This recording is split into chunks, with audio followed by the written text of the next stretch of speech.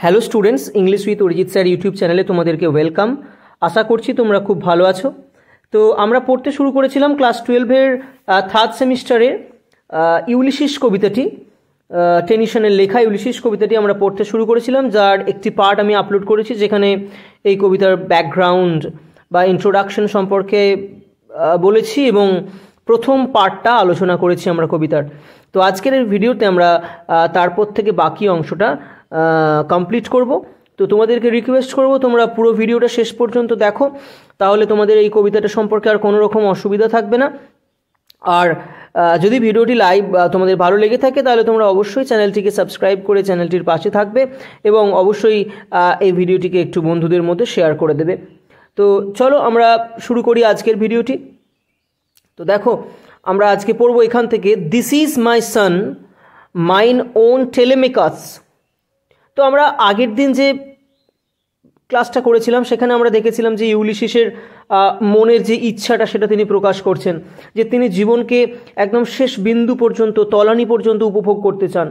তিনি এই রাজত্ব সামলাতে চাইছেন না, ঠিক আছে, এখানে তার মন টিকছে না, তিনি চাইছেন অভিযান করতে বেরিয়ে পড়তে চাইছেন, সমুদ্রে তিনি আবার পাড়ি দিতে চাইছেন। তো এবারে তিনি যে চলে যাবেন, চলে যাওয়ার আগে এই রাজত্বের যে দায়িত্ব সেটা তিনি দিয়ে যেতে চাইছেন তার ছেলেকে, ঠিক আছে।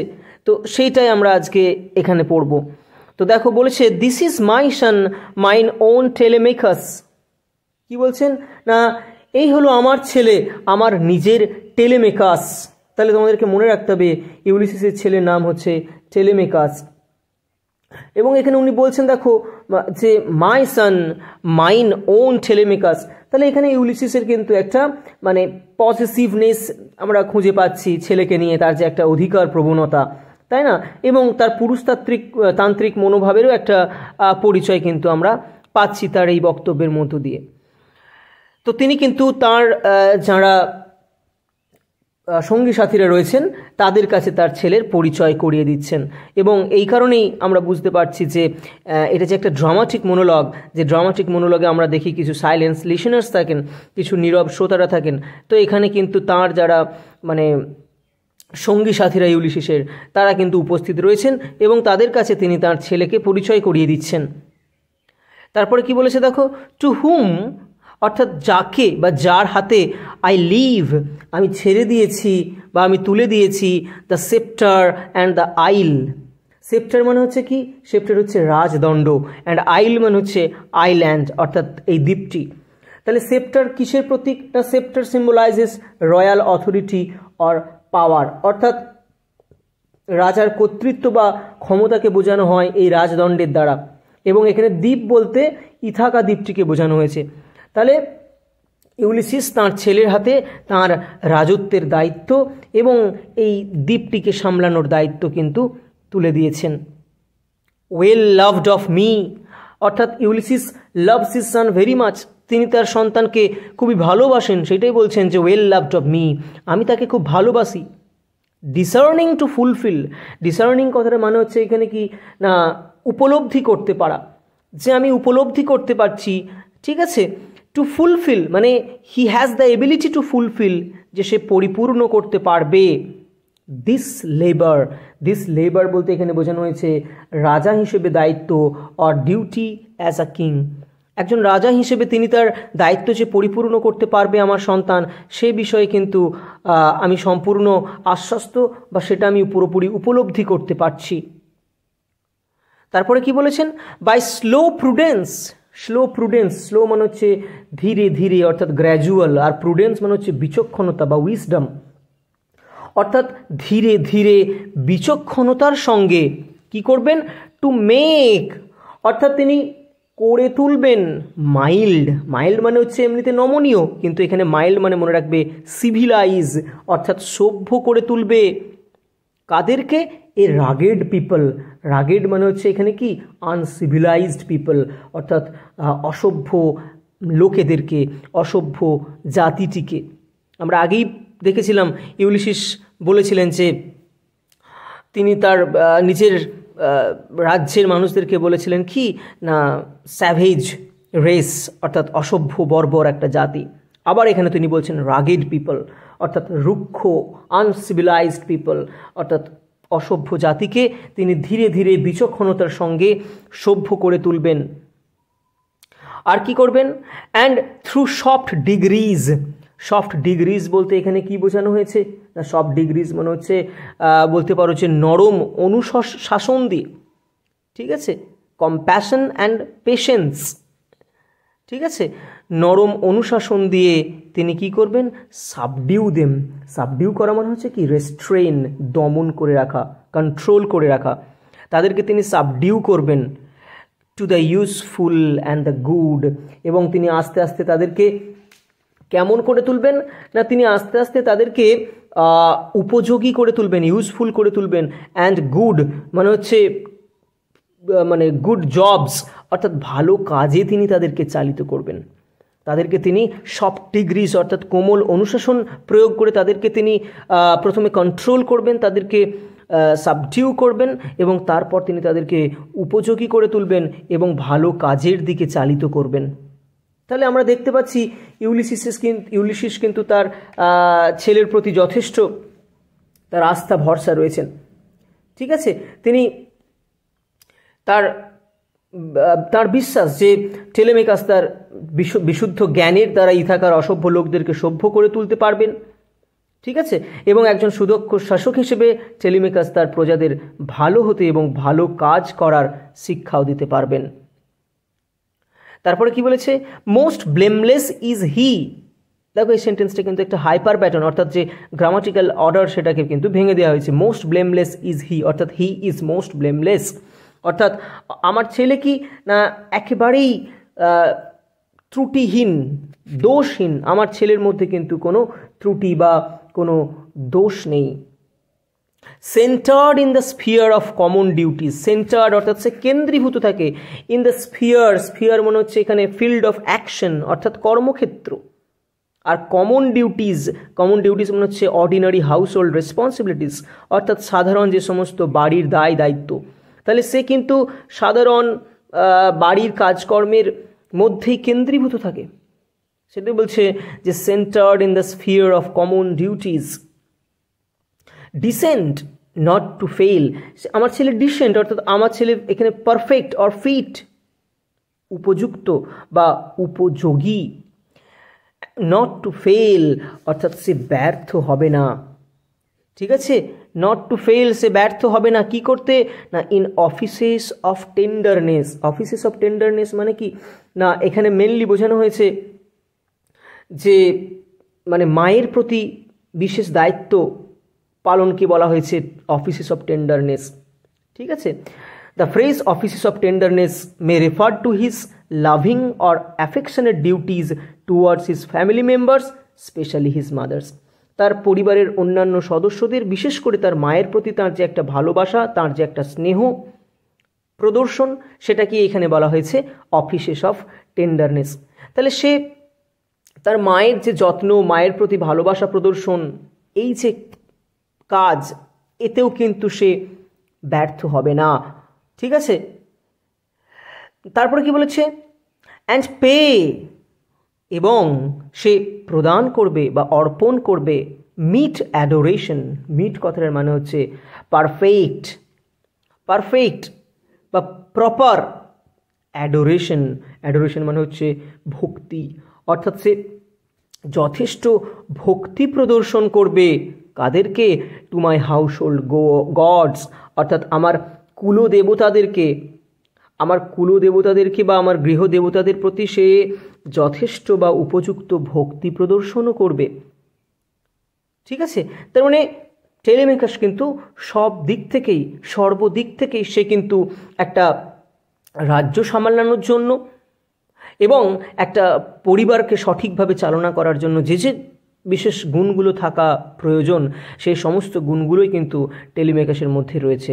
সেটা ইউলিসিস এখানে এক এক করে আমাদেরকে বললেন, ঠিক আছে। হোয়েন আই অ্যাম গন, অর্থাৎ যখন আমি চলে যাব, ঠিক আছে, যখন আমি আমার রাজত্ব ছেড়ে চলে যাব, তখন কিন্তু আমার ছেলে টেলেমেকাস এই সমস্ত দায়িত্বগুলো সামলাবে।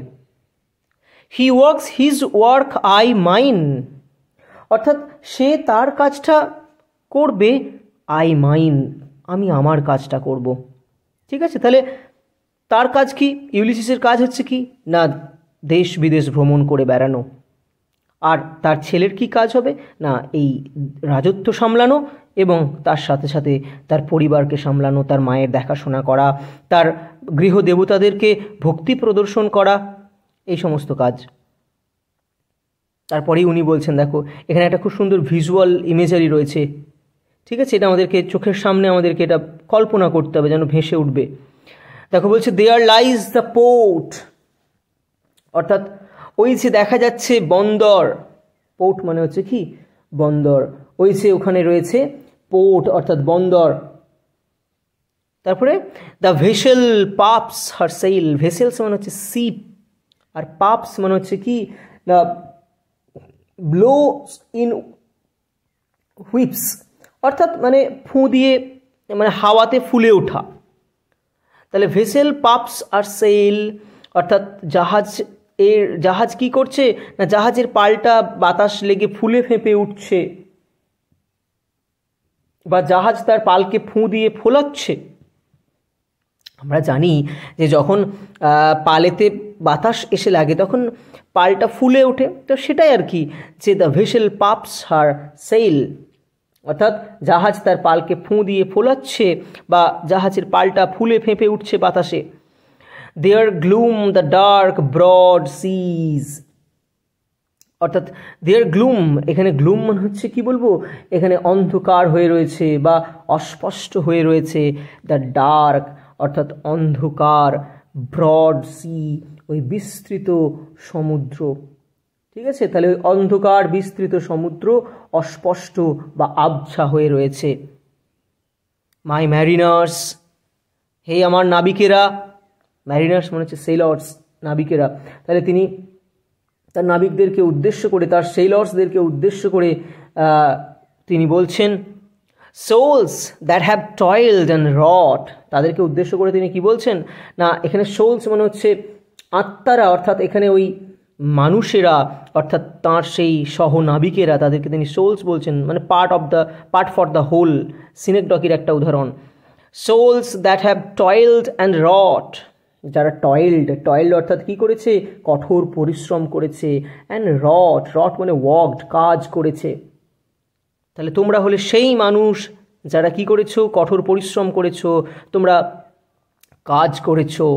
অ্যান্ড থট উইথ মি, এবং আমার সঙ্গে তোমরা ভেবেছো।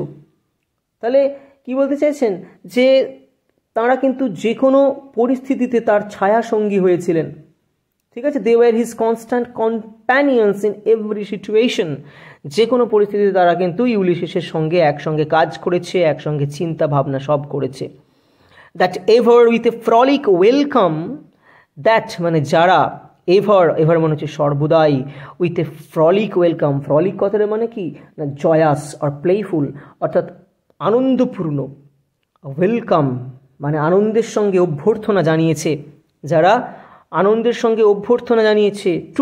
টুক মানে হচ্ছে এখানে অ্যাকসেপ্টেড। ঠিক আছে, তাহলে যারা আনন্দের সঙ্গে কি করেছে, বা যারা সব সময় হাসি মুখে গ্রহণ করেছে, অ্যাকসেপ্ট করে নিয়েছে, অভ্যর্থনা জানিয়েছে। The thunder and the Sunshine, thunder মানে হচ্ছে কি বজ্রপাতকে, বজ্রপাত মানে হচ্ছে এখানে ব্যাড টাইমস অর্থাৎ খারাপ প্রতিকূল সময়কে, অ্যান্ড সানশাইন এবং সূর্যকিরণকে, অর্থাৎ সূর্যকিরণ বলতে এখানে কি বোঝানো হচ্ছে, এখানে ভালো সময়কে বোঝানো হচ্ছে, গুড টাইমসকে বোঝানো হচ্ছে। অ্যান্ড অপোজড মনে হচ্ছে এখানে তারা রুখে দাঁড়িয়েছে। ঠিক আছে, অপোজড মনে হচ্ছে তারা মোকাবিলা করেছে, তারা ফেস করেছে, রুখে দাঁড়িয়েছে।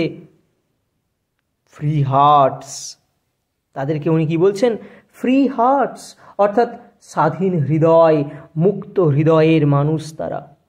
ঠিক আছে, আর কি বলছেন, ফ্রি ফোরহেডস, হ্যাঁ অর্থাৎ মুক্ত মস্তিষ্ক, স্বাধীন মস্তিষ্ক। তাহলে ফ্রি ফোরহেডস কেন বলছে, দেখো আমাদের যখন কোনো একটা কিছু নিয়ে আমরা ভয় পাই, কোনো কিছু নিয়ে যখন আমরা চিন্তিত হয়ে থাকি, তখন কিন্তু আমাদের কপালে একটা ভাঁজ পড়ে, একটা রিঙ্কলস তৈরি হয়। কিন্তু এই সমস্ত নাবিকেরা, এরা কিন্তু কখনো ভয় পায়নি, কখনো তাদের চোখে মুখে চিন্তার কোনো ছাপ ফুটে ওঠেনি, সেই জন্য তাদের কপালে কখনো চিন্তার ভাঁজ পড়েনি, রিঙ্কেলস দেখা যায়নি। ঠিক আছে, সেই জন্যই বলছে তারা হচ্ছেন ফ্রি ফোরহেড। ঠিক আছে, তারা একদম মুক্ত চিন্তার, তারা মুক্ত মস্তিষ্কের মানুষ।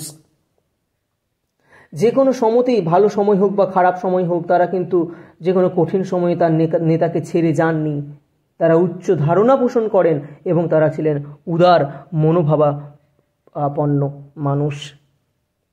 ঠিক আছে, তারপরে বলেছে দেখো, you and I are old, তোমরা এবং আমি হলাম আজ বৃদ্ধ। ঠিক আছে, আমরা আজ বৃদ্ধ হয়ে পড়েছি। Old age hath yet his honour and his toil. বৃদ্ধ হলে কি হবে? এই বৃদ্ধ বয়সেরও এখনও কিন্তু কি আছে? এখনও সম্মান আছে আমাদের, অ্যান্ড হিজ টয়েল, এবং আমাদের এখনও অনেক কাজ বাকি আছে, আমাদের এখনও হার্ড ওয়ার্ক করা বাকি আছে। বৃদ্ধ বয়স হয়ে গেলেও আমাদের এখনও অনেক সম্মান অর্জন করা বাকি আছে এবং আমাদের এখনও অনেক কাজ বাকি রয়ে গেছে। ডেথ ক্লোজেস অল, মৃত্যু সব কিছু শেষ ঘটিয়ে দেয়, তাই না? সব কিছুর শেষ হয় কিসের মধ্য দিয়ে? মৃত্যুর মধ্য দিয়ে। But something air the end, এয়া মানে before, something before the end, কিন্তু মৃত্যুর আগে মহান কিছু করে যেতে হবে। সামথিং বিফোর দ্য এন্ড, মৃত্যুর আগে কিছু একটা করে রেখে যেতে হবে। সাম work of Nobel note, some work of Nobel note মানে হচ্ছে সাম নোটেবল ওয়ার্ক, অর্থাৎ মহান কোনো কাজ আমাদেরকে করে রেখে যেতে হবে। যে কাজ অমর করে রাখবে আমাদেরকে, সেরকম কিছু মহান কাজ করে রেখে যেতে হবে। মে ইয়েট বি ডান, এখনও করা বাকি রয়ে গেছে, এখনও কিছু মহান কাজ করা বাকি রয়ে গেছে, সেগুলো আমাদেরকে করতে হবে। তারপরে দেখো বলেছে not unbecoming men. Not unbecoming মানে দুটো নেগেটিভ ইউজ করা হয়েছে, যার মানে হচ্ছে বিকামিং। বিকামিং মানে কি না? যোগ্য। নট আনবিকামিং মানে অযোগ্য নও, তার মানেই তোমরা হলে যোগ্য পুরুষ। দ্যাট স্ট্রোভ উইথ গড, স্ট্রোভস মানে হচ্ছে কি না লড়াই করেছে, ফাইট এগেনস্ট গডস, যারা ঈশ্বর দেবতাদের সঙ্গে লড়াই করেছে। কেননা আমরা জানি ট্রোজান ওয়ারে দেবতারাও অংশগ্রহণ করেছিলেন। ঠিক আছে, এখানে একটা আমরা অ্যালিউশন পাচ্ছি ইলিয়াডের। তো বলছে তোমরা হলে যোগ্য পুরুষ যারা কিনা দেবতাদের সঙ্গে পর্যন্ত লড়াই করেছ, শুধু মানুষের সঙ্গে নয়, দেবতাদের সঙ্গেও তোমরা লড়াই করেছ।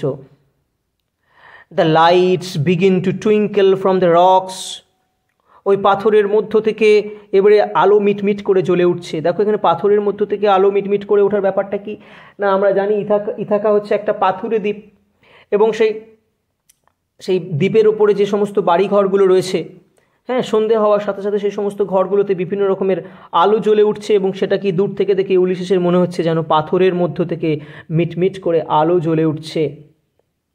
ঠিক আছে, তারপরে বলেছে দেখো দ্য লং ডে ওয়েন্স, ওই দীর্ঘদিনটা ফুরিয়ে আসছে। ওয়েন্স মানে হচ্ছে ক্ষয় পাওয়া, ক্ষয়ে যাওয়া, তাহলে দীর্ঘদিনটা ফুরিয়ে আসছে। তাহলে এখানে দীর্ঘদিন ফুরিয়ে আসতে বলছে, আক্ষরিকভাবে দিন শেষ হয়ে আসছে বোঝানো হয়েছে, কিন্তু গভীর অর্থে কী বোঝানো হচ্ছে না? ইউলিসিসের সময়ও যে ফুরিয়ে আসছে, তাই না? ইউলিসিসও ওল্ড এজে পৌঁছে গেছেন, তাঁরও যে সময় ফুরিয়ে আসছে সেটা এখানে বোঝানো হয়েছে ডে ওয়েন্স বলার মধ্য দিয়ে।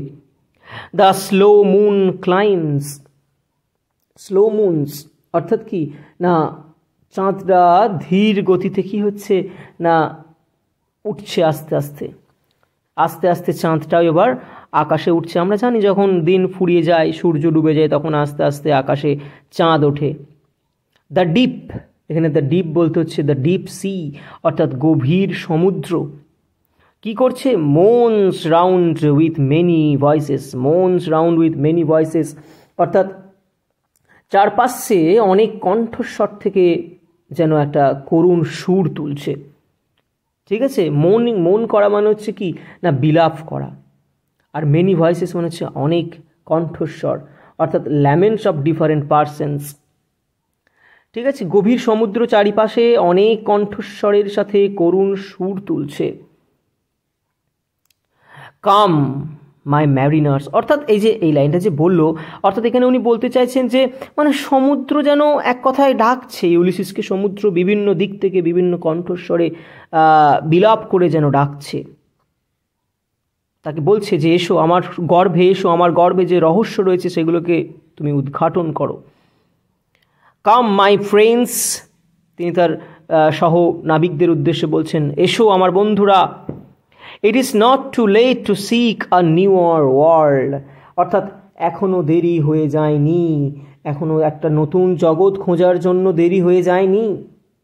ইউলিসিস মনে করছেন যে বিশ্বের নতুন অঞ্চল খোঁজার জন্য এখনও দেরি হয়ে যায়নি। It is not too late to discover new domains of the world, এখনও তাদের মধ্যে, তাদের হাতে এখনও সময় আছে, তাদের শরীরে এখনও সেই শক্তি রয়েছে নতুন নতুন অঞ্চল খুঁজে বের করার মতো, নতুন নতুন জগৎ খুঁজে বের করার মতো। পুশ অফ, পুশ অফ মানে হচ্ছে কি, নৌকাটাকে জলের মধ্যে ঠেলে নামিয়ে দাও। And sitting well in order, sitting well in order অর্থাৎ ঠিকঠাকভাবে বসে, মানে সিট ইন প্রপার ম্যানার, ঠিকঠাকভাবে বসে। স্মাইট অর্থাৎ আঘাত করো, স্মাইট মানে হচ্ছে কি মানে স্ট্রাইক উইথ ওর্স, দাঁড় দিয়ে আঘাত করো। কিটাকে? দ্য সাউন্ডিং ফারোজ, সাউন্ডিং মানে হচ্ছে রোডিং, গর্জনরত, ফারোজ মানে হচ্ছে ঢেউগুলোকে, তাহলে দাঁড় দিয়ে এই গর্জনরত ঢেউগুলোকে আঘাত করো। ফর মাই পারপাস হোলস, কেননা আমার উদ্দেশ্য হলো, পারপাস মানে হচ্ছে উদ্দেশ্য, আর হোলস মানে হচ্ছে এখানে রিমেইনস, কেননা আমার উদ্দেশ্য, আমার লক্ষ্য হলো to sail beyond the sunset, অর্থাৎ ওই সূর্যাস্তের বাইরে গিয়েও আমার নৌকোটাকে ভাসানো বা আমার পাল তোলা। আমার উদ্দেশ্য, ইউলিসিসের উদ্দেশ্য কি না, সূর্যাস্তের ওপারে গিয়ে, অর্থাৎ সাউদার্ন যে ওয়েস্টার্ন যে সীমানা রয়েছে, যে পশ্চিম সীমানা, সেই পশ্চিম সীমানা অতিক্রম করে গিয়ে আমি আমার মানে জাহাজটাকে ভাসাবো। And the baths of all the western stars, and the baths, baths মানে হচ্ছে the places where one take bath or swim, যেখানে সাঁতার কাটে বা স্নান করে সেটাকে বলা হচ্ছে baths. And the baths of all the western stars, ঠিক আছে, এবং ওই পশ্চিমী তারারা যেখানে স্নান করে সেই জায়গাটা আমি অতিক্রম করে যাব। তো এখানে একটা গ্রিক নোশন রয়েছে যে সমস্ত তারারা নাকি মহাসমুদ্রে ডুব দেয়, ঠিক আছে। আনটিল আই ডাই, অর্থাৎ যতক্ষণ না আমি মারা যাচ্ছি। তাহলে ইউলিসিস কিন্তু তার সংকল্পে অটল, তিনি উজ্জ্বল নক্ষত্রদের মতো অবিচল, তিনি অনেক অনেক দূরে চলে যেতে চান, চেনা এলাকা পেরিয়ে, সূর্যাস্ত ছাড়িয়ে, যতক্ষণ না তার মৃত্যু হচ্ছে, ঠিক আছে।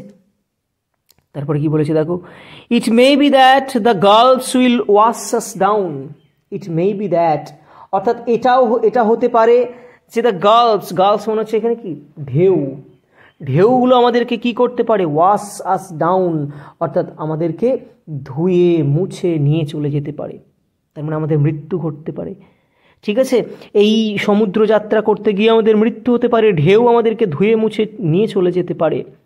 ইট মে বি দ্যাট, আবার এটাও হতে পারে we shall touch the happy আইলস, আমরা ওই কি বলবো আনন্দের দ্বীপ আমরা স্পর্শ করতে পারি। তাহলে এখানে হ্যাপি আইলসটা কি, দেখো এটা একটা প্রপার নাউন, বুঝতেই পারছো ক্যাপিটালে লেখা আছে হ্যাপি আইলস। তো এখানে বলা হচ্ছে কি না, এটা একটা গ্রিক মাইথোলজিতে happy isles or the island of the blessed বা স্বর্গীয় দ্বীপ is an island situated in the Atlantic Ocean at the west coast of Africa beyond the straits of Gibraltar, অর্থাৎ এটি হলো একটি দ্বীপ যেটি আটলান্টিক মহাসাগরের আফ্রিকার পশ্চিম উপকূলে জিব্রাল্টার প্রণালী পেরিয়ে অবস্থিত, ঠিক আছে। This was the Greek Elysium or classical paradise where the souls of the dead enjoyed eternal rest and happiness, ঠিক আছে। এটি হলো গ্রিকদের কাছে স্বর্গ, যেখানে মৃত এবং ধর্মীয় ব্যক্তির আত্মা চিরশায়িত থাকে এবং অনন্ত সুখ এবং আনন্দ উপভোগ করে, ঠিক আছে। তাহলে এই হ্যাপি আইলসে অ্যাকচুয়ালি যে সমস্ত রিলিজিয়াস সোল বা যে সমস্ত পায়াস সোল আর কি বা ধর্মীয় আত্মারা, পুণ্যাত্মারা, তারা কিন্তু মৃত্যুর পর তাদের আত্মা সেইখানেতে শায়িত থাকে, এই হ্যাপি আইলস। তো বলছে আমরা কিন্তু এই সমুদ্র যাত্রা করতে গিয়ে সেই হ্যাপি আইলকেও স্পর্শ করতে পারি, সেই আনন্দের দ্বীপকে স্পর্শ করতে পারি। তারপরে কি বলছেন দেখো, অ্যান্ড সি দ্য গ্রেট অ্যাকিলেস, এবং আমরা হয়তো সেই মহান যোদ্ধা, মহান বীর অ্যাকিলেসকে আমরা আবার দেখতে পেতে পারি। তাহলে অ্যাকিলেস হচ্ছেন কে না, the hero of Homer's Iliad. ঠিক আছে, হোমারের ইলিয়ডের হিরো। He was the bravest and strongest of the Greek warriors in the Trojan war. ট্রয়ের যুদ্ধে সব থেকে সাহসী এবং সব থেকে শক্তিশালী গ্রিক যোদ্ধা ছিলেন এই অ্যাকিলেস। এবং তাহলে ইউলিসিসও যেহেতু সেই যুদ্ধের অংশ ছিলেন, সেহেতু তিনিও কিন্তু অ্যাকিলেসকে খুব ভালো করে জানতেন। তো বলছেন যে আবার হয়তো সেই মহান বীর যোদ্ধা অ্যাকিলেসের সঙ্গে আমাদের আবার দেখা হয়ে যেতে পারে, হুম উই নিউ, যাকে আমরা চিনতাম। বুঝা গেল? তারপর কি বলছে, দো মাচ ইজ টেকেন মাচ অ্যাবাইডস। দো যদিও, মাচ ইজ টেকেন অর্থাৎ অনেক কিছুই আমাদের চলে গেছে। অনেক কিছু চলে গেছে মানে কি, মানে আমাদের যে শারীরিক ক্ষমতা সেটা চলে গেছে।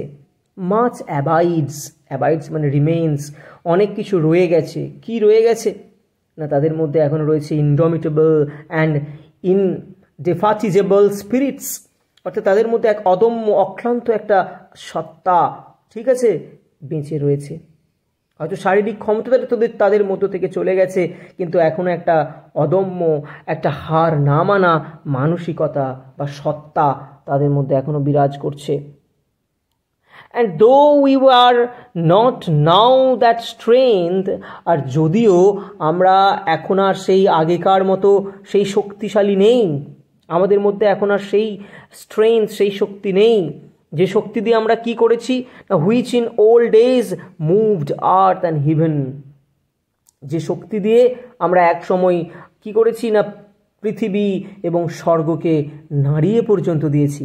এখানে পৃথিবী এবং স্বর্গকে নাড়িয়ে দেওয়া মানে কি, মানে যেটা অ্যাপারেন্টলি ইম্পসিবল, আপাতভাবে যেটা অসম্ভব, সেই কাজগুলোকে আমরা সম্ভব করে দেখিয়েছি। এতটাই আমাদের স্ট্রেংথ ছিল, শারীরিক শক্তি, ক্ষমতা ছিল। দ্যাট হুইচ উই আর, অর্থাৎ আমরা যা আছি সেটাই যথেষ্ট, মানে what remains within us is enough. আর যা আমাদের শরীরে পড়ে রয়েছে, যেটুকু ক্ষমতা, সেটাই কিন্তু যথেষ্ট। One equal temper of heroic hearts, আমাদের মধ্যে কি রয়ে গেছে এখনো না, one equal temper. Temper equal মানে হচ্ছে সমান, আর টেম্পার মানে হচ্ছে মেজাজ বা মুড। তাহলে একই রকমের একটা মুড, একটা মেজাজ আমাদের মধ্যে রয়ে গেছে অফ হিরোইক হার্টস। সেখানে হিরোইক হার্টস বলতে কাদেরকে বোঝাচ্ছেন না, ওই তার সেই সাহসী, ঠিক আছে, বা হিরোইক কথাটা মানে হচ্ছে কি না, বীরত্বপূর্ণ, ব্রেভ, ভ্যালিয়েন্ট। হার্টস মানে হচ্ছে হৃদয়, এখানে হার্টস বলতে তিনি তার ওই সহযোদ্ধাদেরকে বোঝাচ্ছেন। তাহলে কি হচ্ছে মানেটা না, বীরত্বপূর্ণ হৃদয়ের একটা সহাবস্থান এখনো রয়েছে, অর্থাৎ সব যোদ্ধাদের হৃদয় এক এবং তাদের হৃদয়ের লক্ষ্যটাও এক।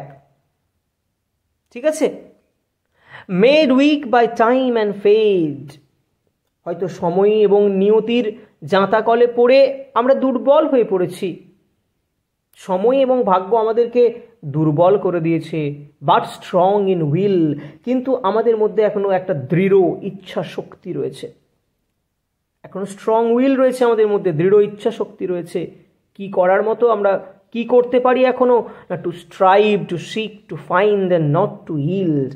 টু স্ট্রাইভ মানে হচ্ছে সংগ্রাম করা, মানে ফাইট এগেনস্ট অবস্ট্যাকলস। আমরা এখনো যে কোনো বাধা বিপত্তির বিরুদ্ধে সংগ্রাম করতে পারবো। টু সিক, খুঁজে বের করা, মানে search for new knowledge and experience. আমরা নতুন নতুন জ্ঞান এবং অভিজ্ঞতা এখনো মানে খোঁজ করতে পারবো। টু ফাইন্ড মানে হচ্ছে টু ডিসকভার নিউ থিংস, আমরা এখনো নতুন নতুন জিনিস, নতুন নতুন দেশ আবিষ্কার করে ফেলতে পারবো।